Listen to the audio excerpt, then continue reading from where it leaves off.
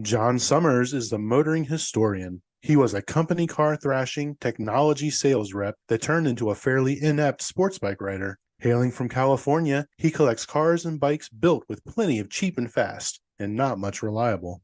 On his show, he gets together with various co hosts to talk about new and old cars, driving, motorbikes, motor racing, and motoring travel.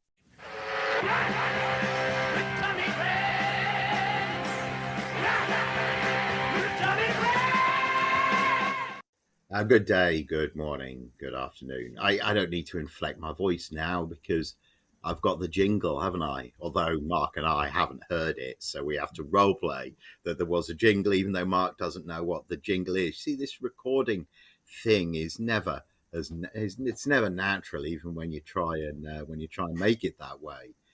How you doing, Mark? I'm all right, thank you, mate.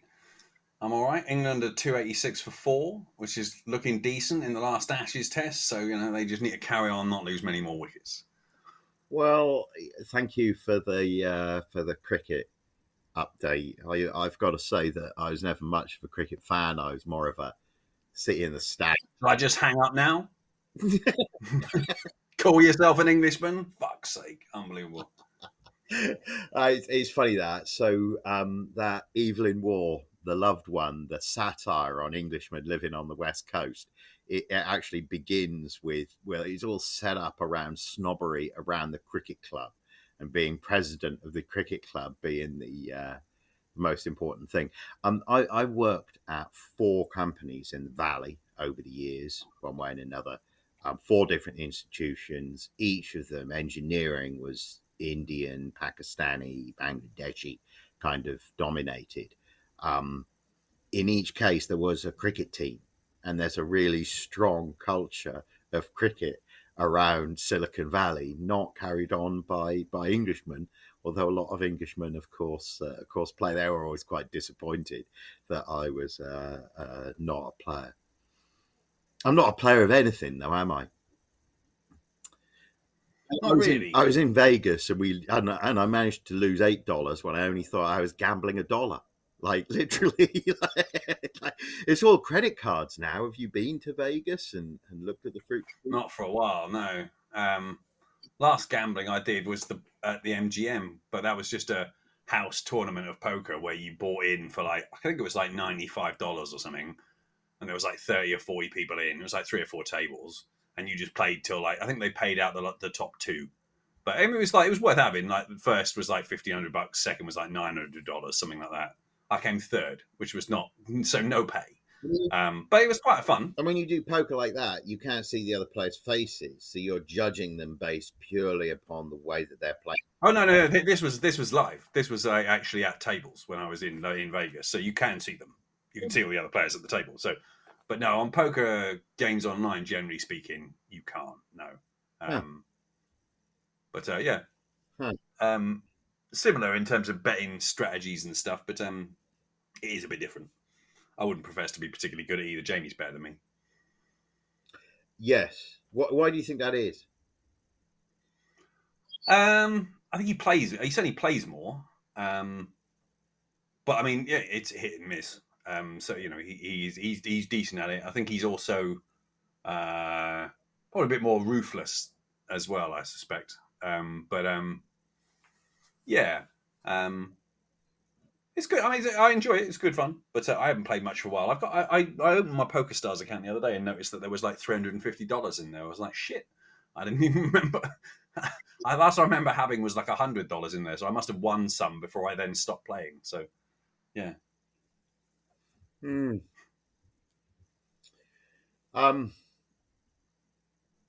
kind of a tawdry world, though, isn't it? I remember one of the last deals I did in London before I left London. One of the opportunities I was quite sad to walk away from as a tech salesperson was I can't remember if it was Betfair or if it was AAA, but one of the really big things that went on to be a really big gambling place. I met them in a pub in Leicester Square with a guy that I've kind of on and off stayed in touch with, like somebody who I was friends with. Like he was the tech guy, if you like, and I was the sales guy.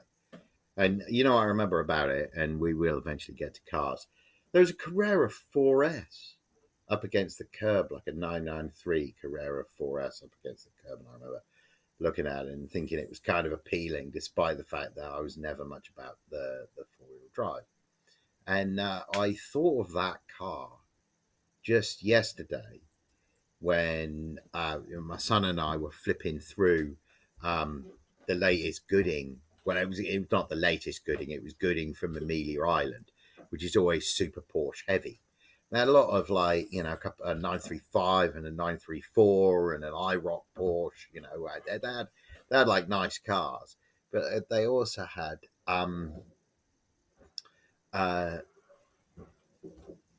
I would say three. I mean, I didn't stop and count, but it felt like 3 or 4 993 4Ss.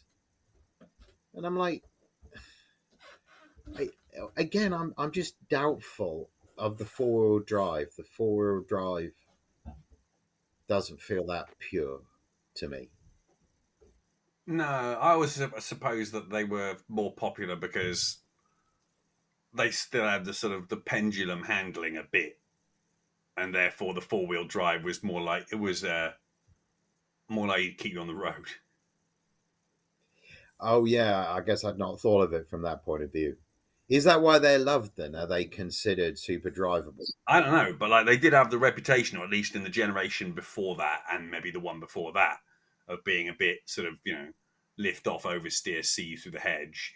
Porsche corner at the Nürburgring is the down, the uphill right. Yeah, all of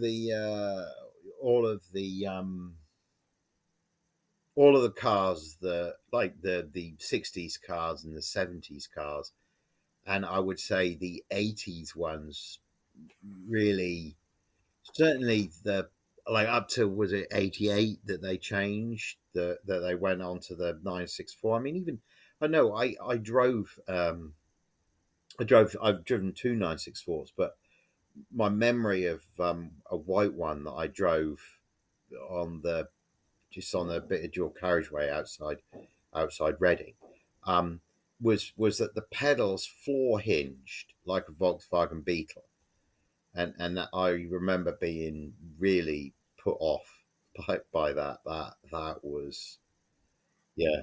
Don't know why that put me off so much, but I guess it made the car feel very old fashioned. Yeah, although they've mainly gone that way now, haven't they? Yeah, I don't know. It was something to do with. I remember something to do with it was the way that my heel was on the floor, and I had to maybe, I don't know, lift my heel up or something like that. Anyway, I was like not. I was put off. I was put off classic 911s by the pedals. Looking back, this was a 964 that was white, a Targa that was white. So it wasn't exactly Porsche's finest moment, which was probably. I don't remember being put off by the colour. It was the pedal that put me off. I drove another 964 that was a Guards red one that belonged to. Do you remember I worked for that dreadful recruitment company? There was the big boss's lieutenant was this guy Charles Liddy. Charles, if you're listening, I never understood how you put up with Gary's abuse, but I see from LinkedIn you're doing different things now. So good on you. He had one. He had and he let me drive it. I remember him being nervous about me going too fast. It was a piece of road that I'd driven motorcycles along, so and it was, the other Porsche I test drove. Do you remember this? I was this because Amelia Island, they had one of these as well. That was just like the one I drove when they were new, or maybe it wasn't when they were new. The 968 CS. Do you remember I test drove one of those? I don't. I remember the cars. I tell you what, you will remember. I was more interested in that than the 911s of the period, frankly. Yeah. Well, this to wit this story. Do you remember when we lived in Aldermaston? Do you remember near our house, like on the way to my office on the back lanes way, there was that long straight bit of road? But it was crowned. It was a B road. It was crowned. It was narrow, and it had a bad surface, didn't it? Not like a terrible surface, but it had a surface which meant that more than more than 70 miles an hour was fine, but approaching 100 was not. That 968, I drove it along there, and it was absolutely fine. I was really I can believe that. impressed with it along that piece of road. That's what I remember about that car. But you know what made me think of that car was how, despite that being awesome, everything else about Porsches at that time was a bit underwhelming. The interior wasn't that wow. It didn't have.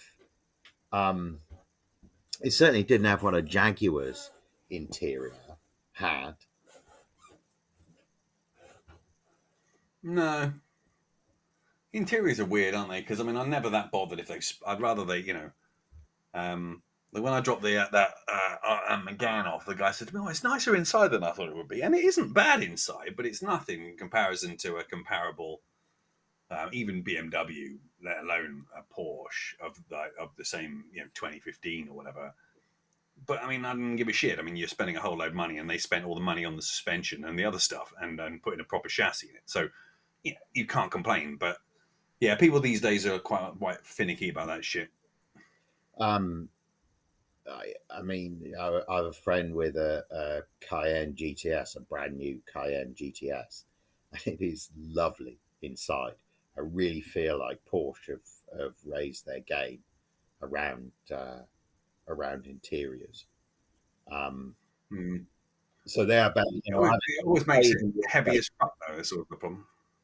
Well, yeah, yeah, absolutely. They really are. I mean, all new cars are, but if you think of it, right, Porsche, most of the vehicles they make now have 4 doors. Like that's really quite hard to get your head around, really, isn't it? It's quite, if you think of it, it's quite successful image building that they've done to give us the impression that they're still really a sports car maker, and of course they are because the pure products are that. But yeah, Yeah, although you could argue these days they're a collector's car maker on the basis that if you haven't been on the list and bought at least 3 911s or other sports products before, they won't sell you a GT3. They won't sell you any of these other special editions. So they're as bad as Ferrari now in terms of, good luck if you want to get a new car from them. All right? If you're buying a bog stand 911 or something like that, yeah, fine. But like, if you want one of the special editions, you need to have bought other cars, or they won't sell you one. So I spoke to someone about it at Goodwood and was lamenting the fact that his mate wanted to buy a GT3 and was told, "I'm sorry, sir," kind of thing.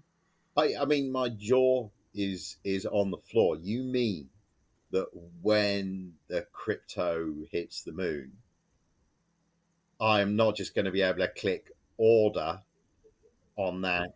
I suspect not. Agree with gold wheels that my son has specced up. I suspect not. And if you have to buy one second hand, add extra money. Chosen contrasting leather stitch steering wheel and embossed Porsche logo replaced with my grinning face hand drawn on the that's not gonna. I fear not. I mean, I may be proven wrong, but I've had a couple of anecdotal stories suggesting that approaching the dealership and saying like, "So can I get a 911 GT3?" Then resulted in us, the amused chuckle and "What other Porsches have you owned, sir?" kind of conversation. So I know that stuff like the sort of Porsches that I've been excited about, like the Cayman GT4 and things like that when it came out, that was a sort of waiting list, forget about it. And there was one selling on some German version of eBay within 3 months for twice the sticker price that it sold for. I think it sold for 140 and one went on sort of a German car auction site for 300 plus euros. But there's those relatives of ours in Florida, one of the uncles has a brother who's been in this world of investable modern Porsches. I mean, again, right? I was looking at Amelia Island with Ollie, and it's a market I don't understand. I mean, as simple as there were 2 930s, so these are like late 70s 911 turbos. We would call them there. They're 930s. That way, I guess they've been designated. Now, I don't know. I mean, I never called them that in period. Car magazines never called them that in period. Either way, the first generation, the first car with a whale tail and the turbo, the real like put you in the hedge specials, right? Those cars. Two of them.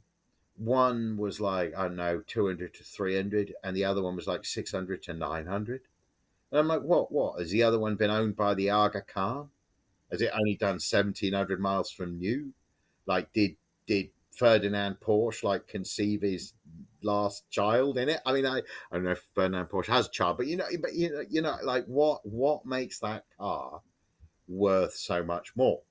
And with the thing with Porsche guys is going to be super. I don't know.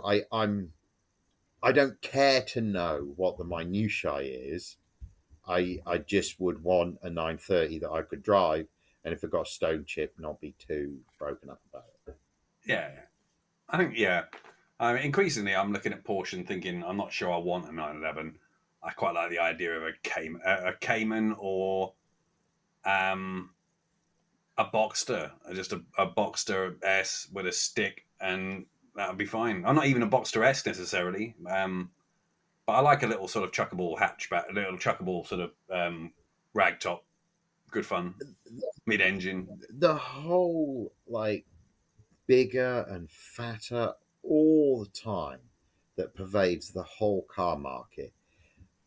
I understand why they do it. You've got a bit bigger and fatter. Your kids have got a bit bigger, so this year's Accord needs to fit last year, like the customers from 3 years ago. I get that, so I get why the Accord needs to be the size of what used to be the Legend kind of thing. And the Civic is now the size of the Accord. I get why that has to happen, but at the same time, there's still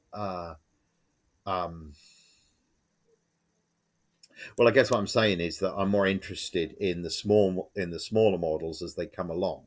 I'm more interested in the Cat than I am in the Fiesta. I'm more interested in the Boxster than I mean, I always say that. I always feel like if now I realize I probably can't do this, but if I were ever to suddenly come into a lot of money, I would call the Porsche dealer and have a GT3, but I would also have a totally stripper white like Boxster, whatever the bassy stick shift, like as simple as you could have it, as simple and light as you could have it. Um, Only because I know that there's a difference between what you think you're gonna like and what the journalists say is, what Chris Harris waxes lyrical about. The difference between that and what actually fits your life.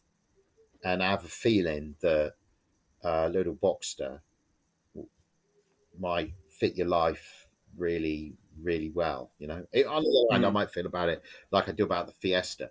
That it's like a marvelous car, but it's like just it's also too compromised. So that would be so small, wouldn't it? Like and uncomfortable and stick shift. Yeah, but you live in the wrong country for the Fiesta. The Fiesta's a European car. It is. Yeah. The ST, that's where it shines best because the roads aren't as big. The car parking isn't as big. It feels nippy and excellent, and the fact that you need to stir it up a bit to get it going is not a problem. Yeah. I actually don't find. I mean, I did a road trip out to Copperopolis to sort out the registration stuff. I found I can do that remotely now, so I don't need to go out there.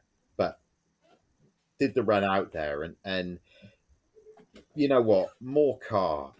I don't really need more car than. Oh, it's fast. I mean, if you plenty quick. stir it up, it's really fast, and because it's just the chassis is so awesome. Any turn that you encounter there is just an absolute pleasure. I'm going to jump around on my agenda. Actually, we've stumbled into my agenda there. One of my agenda items was a to talk a little bit about. You have a Fiesta ST, I have a Fiesta ST.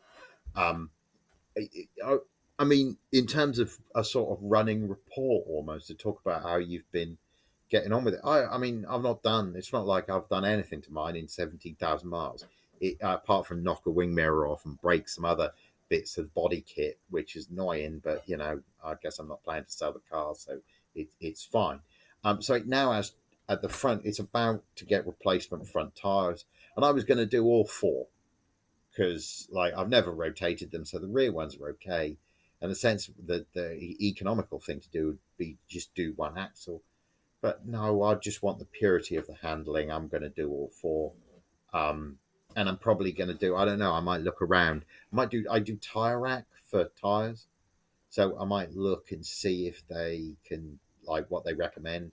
Or I might just, I mean, I would get good shit for it anyway. oh, Pilot Sport cool. 5 Yeah. or something like that. So, Yeah. I mean, I know you will, but yeah, Pilot Sport 5s or something along those lines. I think, So how many miles has yours done now? Has anything gone wrong? Talk. 48, I think. It had a clutch master cylinder. I think that's about it. Fucked off actually this week because some prick outside B&Q had spilt a load of paint on the floor, and we parked up and went for a Costa coffee and didn't notice, and then drove away and didn't notice, and evidently must have driven through it. It was like it was a bit of a grim day, and someone had obviously dropped some paint coming out of the store and just left it all over the floor, and it spat up the bottom of the sills on the front and back, so like white paint splashes, which is very irritating. So. I'm going to see whether it comes off, but I suspect it won't, in which case I might have to get an insurance claim to get the fucking thing resprayed, which is extremely irritating. Yeah, I would look at there's been a revolution in cleaning products, right? There's like a million, I dare say, Chinese chemists working to incrementally make better like cleaning products. I follow all these YouTubers, right? And the YouTubers are all sponsored by cleaning products, right? And the reality is, I think there's a bit of an arms race going on. The bottom line is, you would be surprised what you can do. I would urge you to stay away from the repaint because I don't want to have to do it if I don't have to. We have a geezer that comes and does the cars. I do the cars generally, but like once in a while when they're really shitty or like you're going to get them valeted inside and out, they could really do with it. We get Steve to come around and he does it. And he does a really good job. Nice guy. But I might clean him and then get him to come around and have a look at it and give me his opinion, because if there's some sort of a jungle juice I can use to get rid of it, because I mean it's paint that's gone on over the top of whatever lacquer on top of the paint that was originally done. So there's the layers of stuff. So hopefully we can get rid of that shit without fucking. There's like household paint for your bloody garage door sitting on top of lacquer and all of that. It's not been primed. It's not been. So it is with the right treatment. You would think it. Yeah, that's what I'm hoping. So yeah, I would urge that before the repaint. But other than that, no, it's fine. I mean, it's a Fiesta that has been injected with sort of steroids and stuff. So, stuff will go in it, I expect. But at the moment, it's 8 years old with 48,000 miles on it, and it's fine. It feels legit. Everything, I like it still. How are values in Britain?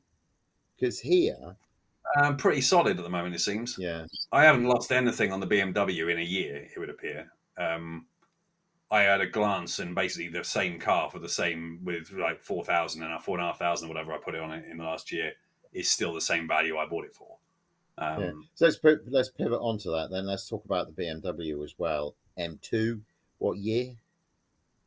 17. Was it 16? No, 16. Yeah, I mean, it's interesting because I'm having the wheels resprayed because like I scuffed them when Angie was in France, helping her get too close to the péage booth, and because there's this issue with basically it's annoying me at the moment. I might end up selling it just because there's too many fucking things wrong with it, and BMW didn't do me any favors when they sold it to me, so I'm going to take it to a different dealership to get them to review the stuff that I want fixed with it. I can't drive it because the wash wipe pump's broken. The aircon's rubbish. And I think they knew that. They overfilled it with aircon, so it was like sort of mist coming out of the vents when I bought it. So I was suspicious, and within 2 weeks it had stopped working properly. There's a judder in through the brakes, which explains why they put the new pads and discs on when they sold it to me as the last thing they did before they gave me the car, like 2 days before. Oh yeah, we put pads and discs around. I thought, brilliant, saved me $3.5 or whatever it is. But like, why? Well, they said, oh, it'll judder for a while. Don't worry about it. It'll go away. They're sports brakes. It's never gone away.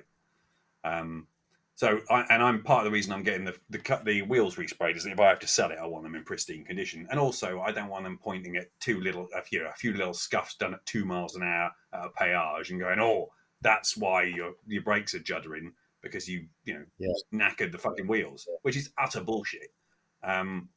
So it's going in. I've got like service and extended warranty and like manual, all this stuff on it. So we'll see if they put it right properly. If they don't put it right properly, I'm just going to sell it and get rid of it. I like it, but I can't enjoy it properly because the brake juddering is because every time you come on the brakes at speed, like there's a juddering through the brakes, and that just doesn't inspire any confidence. So although I like the car to drive, how many miles does it have? 40 something, 44. Yeah. It shouldn't. I like the car, but unless they fix the stuff with it, if it's been abused, there's like 40,000 miles of abuse. You know, who knows? Well, I mean, it shouldn't be. It's BMW used approved, but yeah, I mean, everything they did, the dealership did on the cheap, and it's like just disappointing. And they said, oh, we're going to get the wheels fixed because there's chips on it, and so therefore we need to get that fixed. Do you want them resprayed? I've told this story on this podcast before. They resprayed them the gold I asked them to, but they just sprayed it straight over black, so it came back a sort of weird bronze color, which is not what I wanted and not what they offered to pay me for. You want to name and shame the dealer? Because we've got like a audience. Cooper's BMW, I think, or whatever it is, the one up in Colchester or wherever. I'll have to look it up. Actually, I can't even remember. Cooper's in Colchester. Yeah, but essentially, I'll check and make sure that's correct because I don't want to shit talk anybody that wasn't. But it just overall disappointing experience. I like the car, but don't feel you can drive it properly and drive it hard. So I don't like the amount of tech on it, to be honest. So it sounds like there's not that much tech on it, but I still find it annoying. So are you now thinking what your next thing will maybe be an older car with less tech, but a low? I would undo it and swap back to the Renault at the moment. Looking down the line of potentially living in France, one of the things that I was looking at idly the other weekend surfing for is, can you pick up old Clio 182s and stuff like that at reasonable numbers? And the short version, Auto Scout, that was the app. Well, the short answer is yeah, you can. Yeah, there's stuff around. Yeah. And part of the value of living in France would be that we'd have more space, so I can put a garage up or put one of those outdoor cupboard pieces up if there isn't one of those wooden ones. And have like covered shelter for half a dozen cars and stuff. Well, I mean, the first thing I'll do is have some French stuff, Renault principally, pick up a couple of hot hatches. Amen to that, right? Because everyone goes on about Citroën and the quirky design and all of that, and Peugeot have this great Grand Prix heritage, with that car from 1912, was it, that has like the 16 valves and the smaller engine capacities, arguably one of the most revolutionary Formula One cars of all time. I mean, I get that about Peugeot, but I'm all about Renault from the French makers. I'm all about Renault sort of period. I feel like I'd have a 205 GTI and stuff, but they've left the stable. There's too many of those. They're too old now. So you ain't going to get one for a modest price. But I mean, also the whole point of the 205 GTI is a bit like muscle cars. They were great performing, but they were affordable. Whereas now they're not affordable. They're like so. For example, I was thinking the other day, how cool it would be. I was looking at Sierra Cosworths and thinking how cool it would be if I was in a financial position to the next time I come to Europe, instead of having to put up with some bloody rental car, being able to just buy a Sierra Cosworth. And I'm like, no, it's a collector car. You couldn't leave it anywhere; it'd be stolen. Like it would, right? Because the kind of people who are into the, you know, Oh yeah, dude. I mean, like it's 60 to 80K for one of those things now, anyway. So I mean, they're a lot of money. And look, I mean, I would have the Saxo VTS. I would have one of those again if you can find one. I doubt you'd be able to find one. But the Citroen stuff, I'd be more interested in having one of that massive, ugly as fuck execu barge thing they produced recently. I'd be interested in that because what? it's I can't even remember what it's called. Their version of the 7 Series, Citroen did a massive one, but of course it's Citroen, so it'll be comfy as hell because of the suspension. The C6. So could be. Yeah, I follow. Look, there's a YouTuber called Up and Down, with weird name, but he's basically a TVR mechanic on the South Coast, and he has a rather dour, self-deprecating manner, but he clearly knows his stuff because he does TVRs, but he also does Citroens, and he has one of these C6s, and I think it is an awesome. I'm not into French cars, into Citroens particularly, but it's an awesome piece. I'm into Renault. I prefer. Your dad had that Renault Fuego GTX in the 80s. Those wheels that were the parallel slash design genius. Right? Yeah, that was a cool car actually. Yeah. And to wit, right the way through to your McGann, rather like Ford, they always got the styling language right. But I always felt the design had more flair than Ford. I always feel Renault have a bit more flair than Ford. Yeah. I mean, look again. You know, with the RS products, you know where they've spent the money. It's not on the interior particularly. It's not unpleasant, and there was a few toys on there. I had a little screen, reversing camera, and stuff. So it's pretty well specced out for a hot hatch. But the interior isn't a patch on like the comparable Golf and things like that. So, but you know, I'm not so fussed. But yeah, then that C6 thing, loads of toys, Citroen uber cool suspension, and you know, I wouldn't give a shit about it. So you could probably pick one. I mean, I'm guessing, but I expect the depreciation on massive French luxury cars is pretty terminal. Yeah. So you could again. Probably pick up a pretty decent bargain on them, I would suspect. Well, the prices are ticking up now. I think you used to be able to get them really cheap, but and the other thing with cars like that is the time to buy them isn't when they're working, when somebody else has ironed out all their faults, because at that point the poor blighter is into the thing, months of blood, sweat, and tears, and thousands of dollars in mechanic bills, right?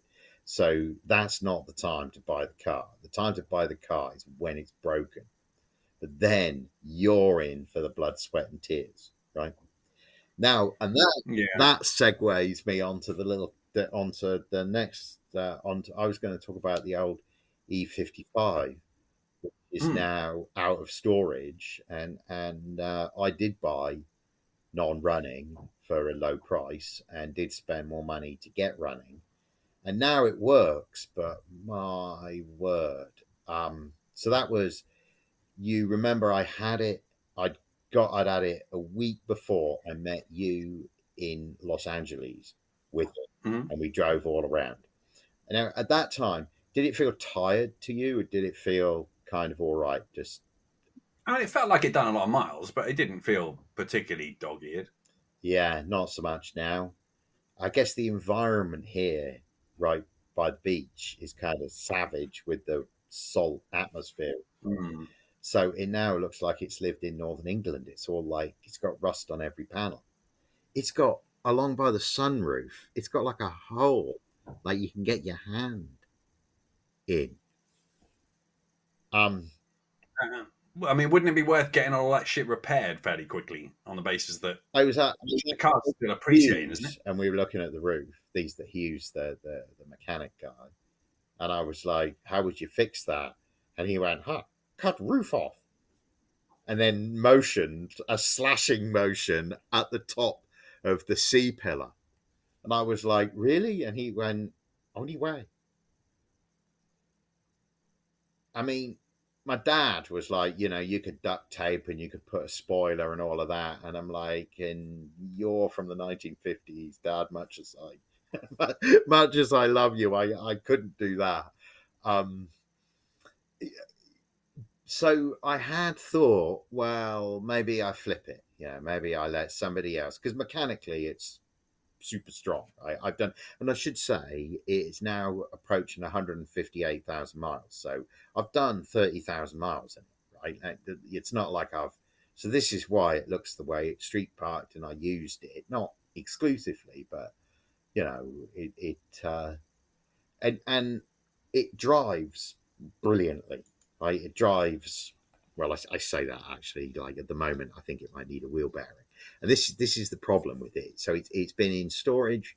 I would say 6 months, something like that. It sat and it fired up and it ran fine. And apart from this kind of grumbly wheel bearing, which I can't work out if it's a grumbly wheel bearing or if it needs tires at the front. Hugh says it needs tires at the front because it's like, cut the tires. Why does it do that? Well, they all do that. So, well, really, I'm sure it didn't do that from the factory. So, but fundamentally, it goes down the road really well, and the motor is strong as the day is long. I'm still astonished by the giddy up to like 120 miles an hour. It's like a sports bike to 120. You just get there without, you just flex your right foot, and it's awesome experience. But yeah, bodily now in a bad way. The seat split, so I put tape on. Now the tape splitting. The Ollie swang on the hood ornament and it broke, so now it has a hole. Tire guys broke the center cap when they were fitting that. I don't know how you do that, but it's missing a center cap. I quite like it, right? It looks, but it now is looking really long in the. I mean, it's. I suspect if you put money into it, I guess, you would get more out, if you know what I mean. That's where I'm going. It needs a massive spend again. I think it needs the kind of spend I spent on it when it was to deal with. So I don't know what to do because mechanically it's sound. So this is what I was going to say. This is what in fact prompted the running report. As I got it back, it was working fine, but I've still spent of the last week 2.5 days on it. Right? This is why I get nothing done on other things, right? Because it needed nothing. It's worked fine. Oh, but I had to change the central locking because you can't leave it anyway if it doesn't lock, right? So, and I guess it has this pneumatic pump that operates the central lock-in, but also things like the headrests that recline and the trunk release. So far, so good, right? That's right. When the pump fails, you can't open the trunk. Like, yeah, I know you should be able to put the key in and turn it, right? But trust me, that was not. So I replaced the pump one day, right? Then I go to move it yesterday morning. And I've been thinking, that battery, it's done all the time that I've had it, and it is not like the best quality battery in the first place, Well, sure enough.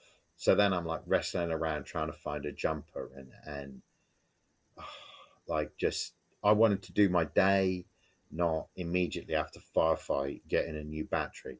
Guess how much a new battery costs for a 2002 Mercedes-Benz E55 AMG? Oh, probably north of $100. 300.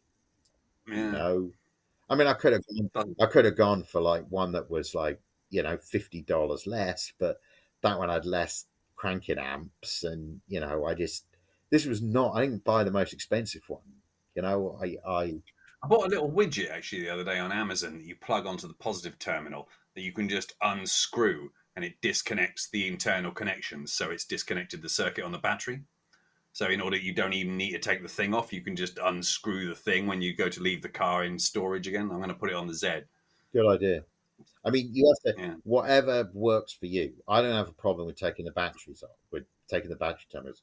Hubnut leaves the battery terminals loose, so you can just remove it easily. and then wonders why he won't damp start. I'm like, so, each to their own, right? As ever with Hubnut, you're like, dude, you collect different stuff from me. You have really odd methods, but whatever works for you. Whatever works for you. My fear with those switches is they just introduce a level of complication that you could have just. Oh, it's mechanical. It's basically it's because it basically changes when you unscrew it. It sort of physically disconnects two pieces of metal inside. That's why I quite liked it, on the basis that it is basically unscrew it. So I can, and because I don't have to faff around taking it off or taking a screwdriver or something like that with me, if I'm leaving it in a particular area where in anti-theft becomes much simpler to implement as well. So yeah. I'm just going to eat this bar. I'm just going to edit out the scrumpling because I can just mute myself. I'm such a master of the editing suite now.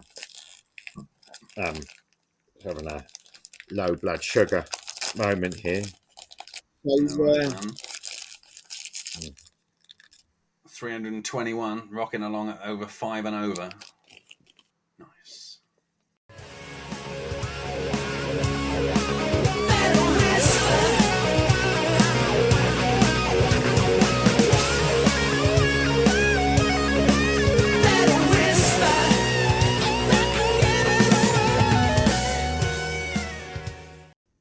So to make a pivot to actually talk about why I made an effort to do this call now, so we can separately talk about this Route 66 road trip, because I have other stuff going on. I'm going to be picking up a free motorcycle. Did you know about this? I thought you'd bought another one. Or is this one that you've been since the Zuma inherited? The Zuma was the last one I bought, I think. Oh, okay. Maybe not then. But somebody offered me a Honda Shadow. Oh, yeah, okay. So I thought it was the Shadow. Okay, yeah. so you didn't buy that. That was just gifted. Yeah, I have to go and get it though, and it's in Grass Valley, which is miles away. And I, of course, don't have a pickup truck or indeed any vehicle with a tow hitch to do it. So I rented a truck. Does it not run? Sorry? Does it run? I mean, they say it does, but it's sat for a bit. It's like some dude who's traveling and it was his bike and he stored the bike with a mate and now he's staying away. So he's just getting rid of all of his stuff. Apparently it ran, but so I don't know whether or not it'll go. I'm assuming that it will, but I no, I can see why you want to pick it up on the truck. Well, here's the thing, right? But how am I originally was going to have Jason go with me, but I can't arrange a time when Jason can't do a weekday, and it costs more to rent the truck over a long weekend. I can't rent it just for a day at the weekend.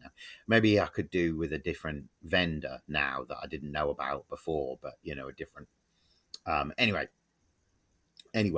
And I should say we're endorsing services. United Rentals, who did me who were doing me the pickup truck, they've been really great to work with.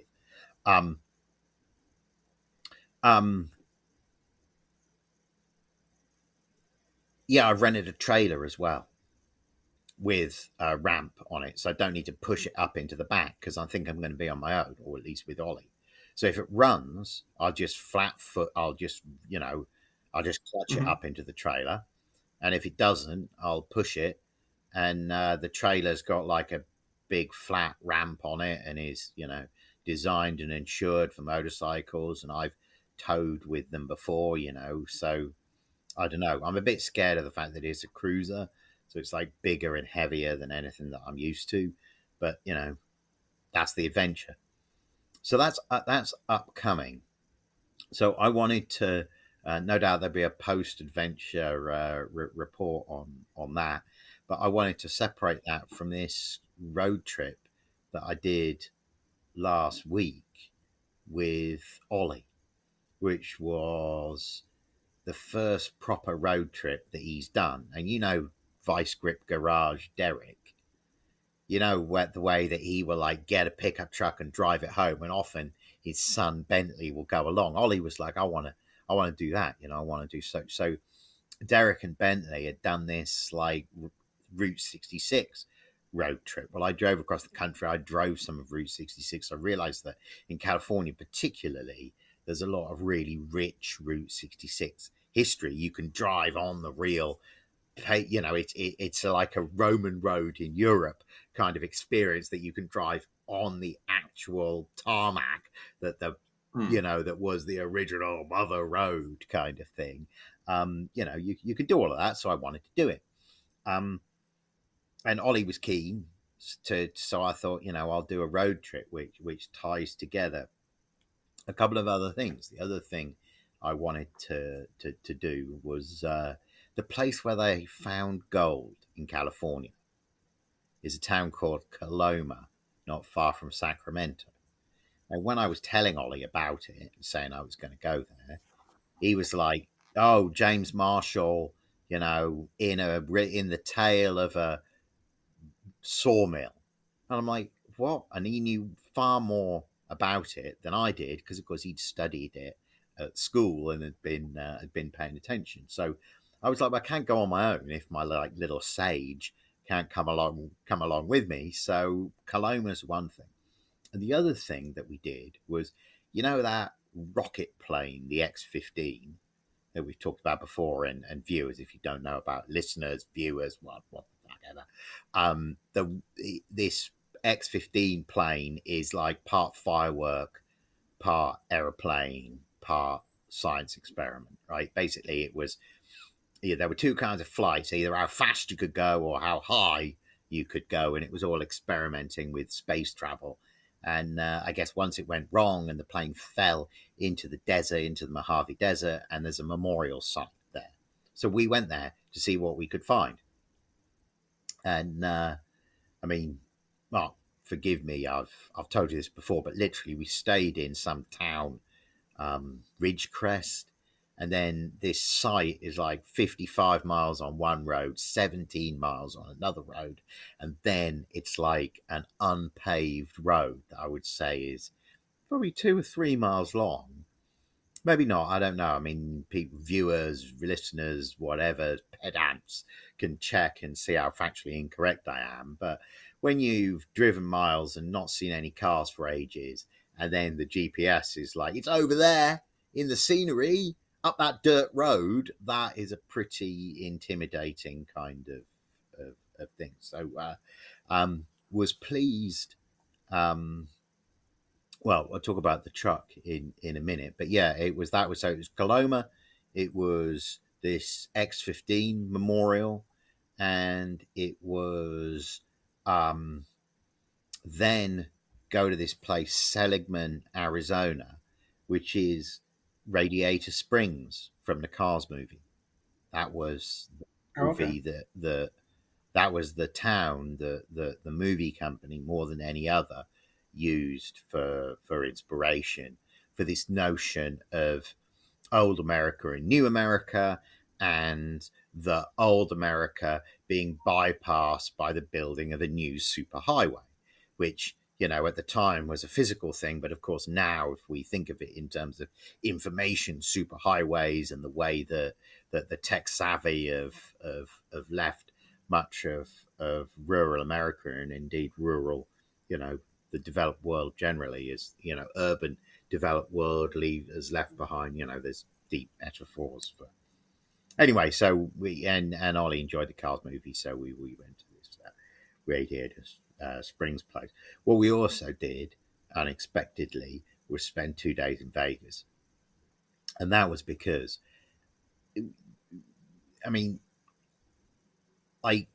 instead of, when I realized that our route was going to be like across the Mojave Desert in July, I was like, maybe my Mustang with its dodgy air conditioning, which, like your BMW, what happens is, if people recharge it, often the recharge has a leak sealer in it, because in theory you shouldn't need to recharge it. There must be a leak in the system for for you to need to recharge it. So the recharge stuff with the goop in it, that blocks up the machine. So then people's, like the Ford guy that I go to, he doesn't want to fix it because then all the goop's going to go into his machine. He's going to have to clean up his machine. So there must be a better way of fixing air conditioning. But either way, that's the situation with the air conditioning on the Mustang. So I was like, I don't really want to take that car. Well, it was lucky that I didn't, because this dirt road to this major Michael Adams thing, there's no way a V8 Mustang could have made it down there. If I'd have tried, I don't think I'd have wanted to try. And if I'd have tried, we'd have got stuck. And that would not have been an option, because it's fine rolling along at 55 miles an hour with the windows down when it's 120 degrees, which it was, but it is not fine when you stop. Like when and literally, it's like I'm stopping. We're pulled over at the side of the road, and I'm booking a hotel for the night.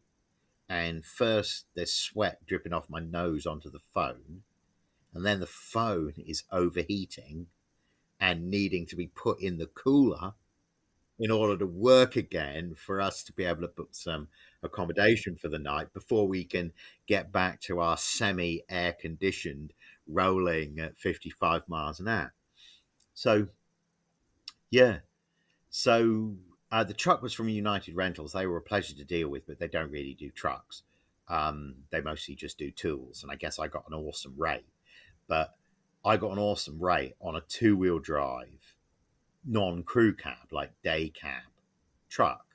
And they didn't have that. They gave me a four-wheel drive crew cab, like F250, like an F250 it was. It was like, I don't know, I knew it was. It had 40,000 miles, but the air con was done. But of course, in San Francisco, I didn't notice that. I only noticed that when we were, on the way out to Coloma, and it was getting warm on the first day. And I was like, oh, the air conditioning, which had seemed to not that powerful in San Francisco, but, there, now it was clear it was just moving air around and there was no air conditioning at all. Yeah.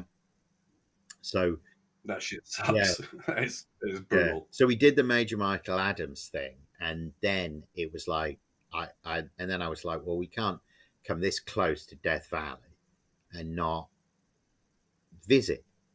I don't need to stop. There's not much to see, is there? I mean, I know if you're like into geology and all of that, you can stop, but I wasn't going to try and, to be honest, I drove a different road in. I didn't do 190 all the way in. I drove a different road in.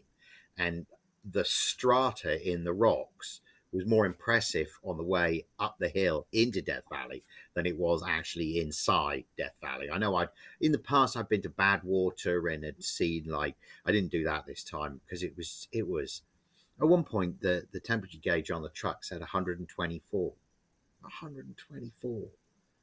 So the boy was a trooper to be able to put up with it, basically, and not just lose the plot altogether, because there is a measurable difference between 100 and 110 and 110 and 120, and I'd never experienced that before. That was you can see why those. I think it was I saw a thing about Death Valley tourist information people, that even the wardens and stuff there, when it gets above 40, they go out in pairs just to be safe.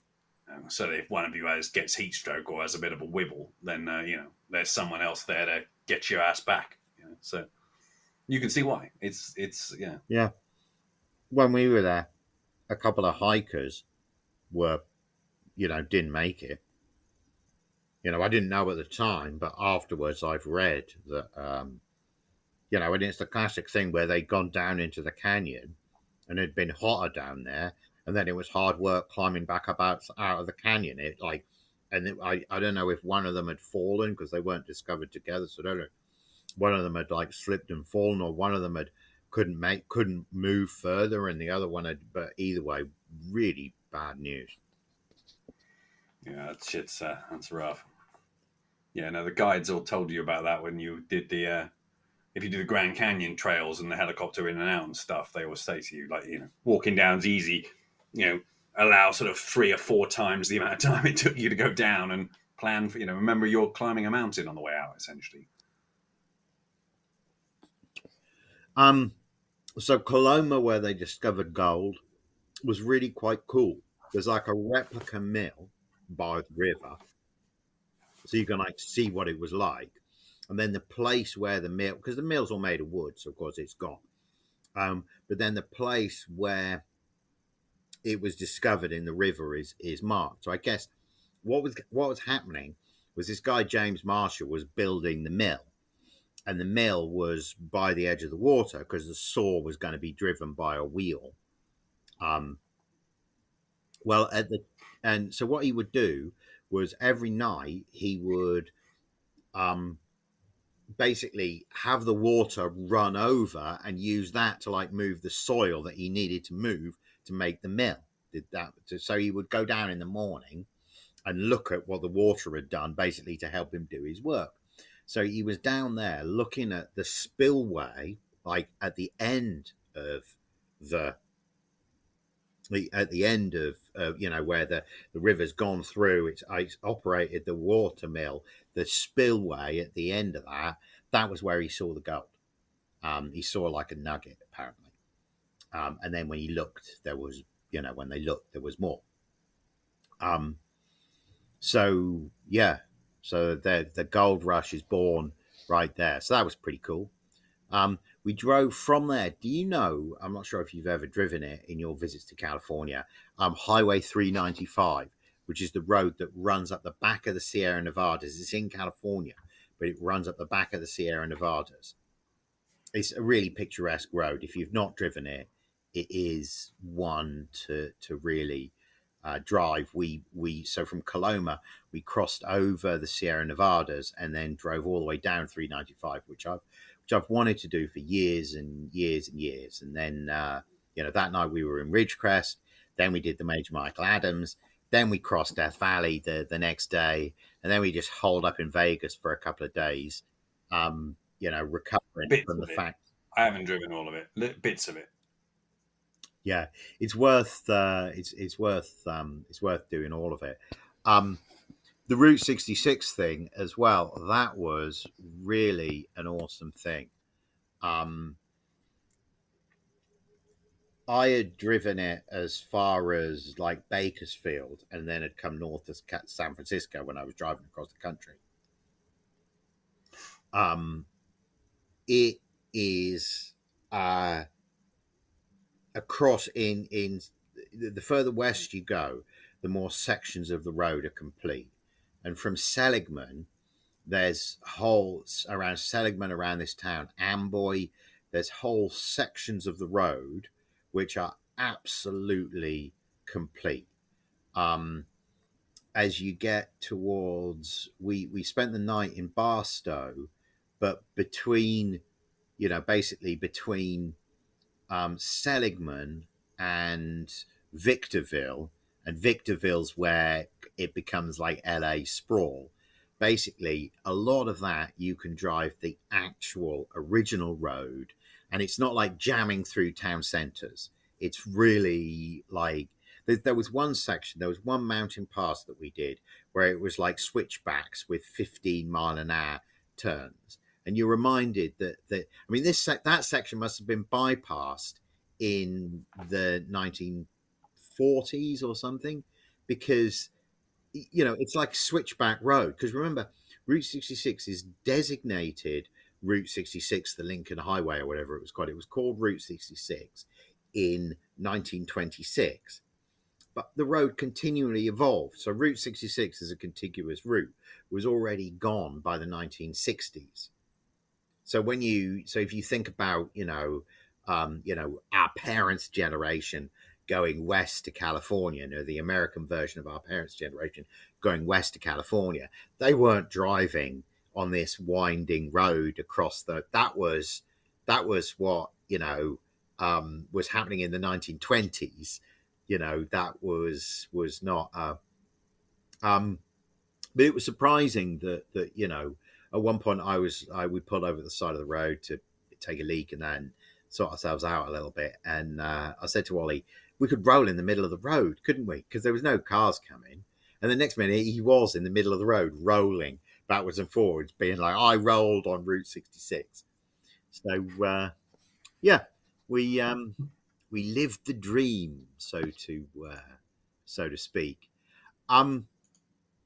We also went to LA, so we ended by going into LA, and I did think, what can I do with him, which is in keeping, and we went to the end of Route 66 in LA is right in Santa Monica. I guess there's two endings. One's ended in like on 7th Street in downtown LA. Well, I don't know if you know what downtown LA is like now, but the last time I was there, which is, albeit it was 10 years ago, it was unpleasant. So Ollie and I bypassed that and went to the end of Route 66 from the 30s, which is Santa Monica, which is Olympic and Lincoln, the intersection of Olympic and Lincoln, which is right where, if you come off at the right intersection on the freeway, which we did more by chance than by skill, more just because that was the way that I used to drive when I used to go into Santa Monica with Mark all those years ago.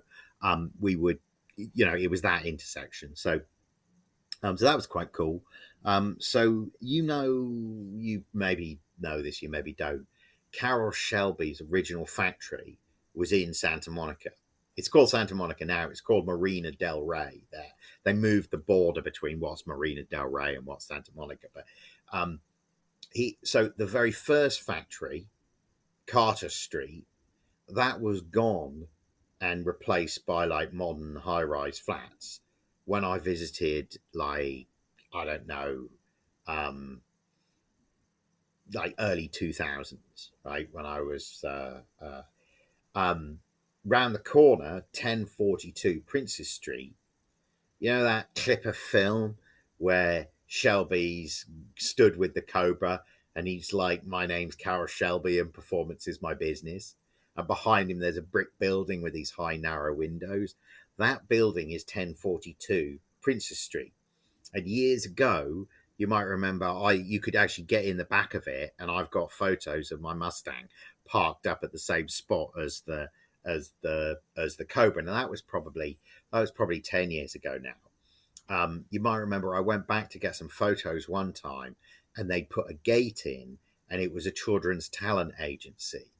And I was there with that brown van, the molester van, and so that was really a weird thing with me, like taking pictures and like, why are you taking pictures? And so this strange LA story of the founding of Cobra now, the home of the Cobra now being this weird. Well, now the business is in different use. They've modified the entrance to the building so it has a roll-up door. The gate's still there. So, it's changed. So Ollie and I went there and I got more photos. They're basically turning the whole area from light industrial into, like, it's gentrifying into townhomes. And all of the townhomes, you can only access it one way. There's all these cul-de-sacs to make sure that the streets are quiet. So it's really annoying because the GPS wasn't caught up and you're in LA traffic in this giant bloody pickup truck, which doesn't fit anywhere. That was a bit of excitement. So I did the only natural thing and what I planned to do, which was run out to Malibu along PCH. Now, do you know that turning you may do at the bottom of, I think it's Lincoln, where you turn left to go down onto PCH from Santa Monica? And it's like a left-right on-ramp, old piece of concrete. And I wanted to take Ollie there because I was there once with Mark. I was on one of his bikes, like an RGB 250, before it overheated. Only rode it once, overheated it, 2-stroke, didn't get it then, wished had understood it better now, didn't understand what it was there. It was just slow and noisy and smelly and hard to ride to me then, which now I'd sell a kidney to have one, but didn't know then. Mark's on the super motard, away from the lights, he's up on one wheel and then did the full S down onto the beach on the rear wheel. and I've got an image in my mind of him on the rear wheel with the beach, the Baywatch beach, with the towers, that you remember from Baywatch as a teenager. And so it's one of my great LA images. So I wanted Ollie to see that spot, so we did. We drove round to Paradise Cove, and forgive me, I mentioned this to you before. The service was shit, and the food was shit too. And I still love the place because it's so cool sitting on the beach with the toes in the sand, and they do a good margarita. And I'm not that picky about the food really. And you can walk on the beach afterwards, and that's what Ollie and I did. Strolled along the beach afterwards, and then went back into Malibu. Went in a supermarket, bought some ice cream, and sat in the car park of the Ralphs in Malibu, eating ice cream, generally feeling like the cat that got the cream. Yeah, I approve of that. Yeah, I am glad to hear it. What I want to do now, and this is following the agenda, I just want to pay tribute to one of the other guys that I'm a Pebble docent with. And this is for anybody who's seen that movie, Ford versus Ferrari. In Ford versus Ferrari, the early scene takes place at 1052 Princeton, right? The scene where, but then there is another, then subsequent scenes take place at the factory out at the airport. And the testing takes place out at the factory, out at the airport. The reason for that move was Ford's deal with Shelby to turn the Mustang, the Security's car, which Shelby quote, turn the Mustang into the GT350 and make it taken seriously in motorsport. Like Shelby hired a guy to complete that move and build the production line for the Shelby GT350. His name is Bruce Junor. He's 94 years old, and I do Pebble Beach with him each year. Super spry, super with it. He's written a book. I'll put a link in for it. It's like self-published. It's that's his only. Literally, he was hired to do the move, and that was it. And he worked, but this is in years to come, this kind of direct link with these mythical, legendary, historical figures within motorsport, this will seem that the more awesome, especially when normal cars aren't gas powered. We're very quickly getting to a stage where normal cars aren't gas powered. So the whole Cobra story and motorsport, and because it ties to the X15, because it's this period where you just went out and drove, you went out and flew, and you saw what happened. And yes, there were some casualties, but that's the price of progress. And we're not, as a society, we're not in that place anymore, are we? I'm not sure whether that's right or wrong. But that's Bruce Junor. I was going to say the other thing that really brought back some memories for me, being around Paradise Cove, being up and down PCH, was back when Mark lived in Topanga Canyon with the dude that was the star of the Sex and the City movie. At that time, my Honda CBR track bike lived in that house in Topanga Canyon as well. And Mark and I would get out and ride quite a lot in the canyon roads around LA. And it was surprising to me that as I was coming along PCH, both to Paradise Cove and coming back again, what I was thinking of was the CBR. I'd not realized that that's probably the most I rode that bike was down in LA and around there. And how I might not have done 1,000,000 miles on that bike. I've probably only done like 3,000 or 4,000 miles on it. But it's the quality of the miles, not the amount of the miles, I suppose, that I was thinking about. Yeah, definitely. That's a mantra you should apply to motorbikes, definitely. So on Mark's profundity, it's, as the two Ronnies used to say, it's goodbye from me and it's goodbye from him. because this is future John, editor John interrupting. We talked for so long when I recorded this last one, like even with all the edit bits I'm going to trim out, 2.5 hours, that I thought I'd make this into 2 episodes. So this is only part 1, and I guess part 2 or episode 12 is going to be the next thing that I edit, that was recorded at the same time, but through the magic of the editing process is not going to be like that.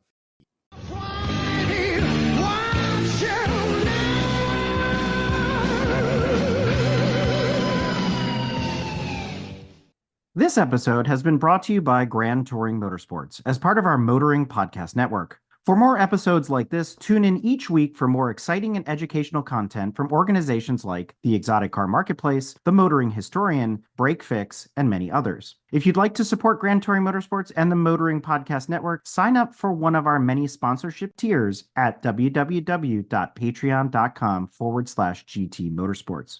Please note that the content, opinions, and materials presented and expressed in this episode are those of its creator, and this episode has been published with their consent. If you have any inquiries about this program, please contact the creators of this episode via email or social media as mentioned in the episode.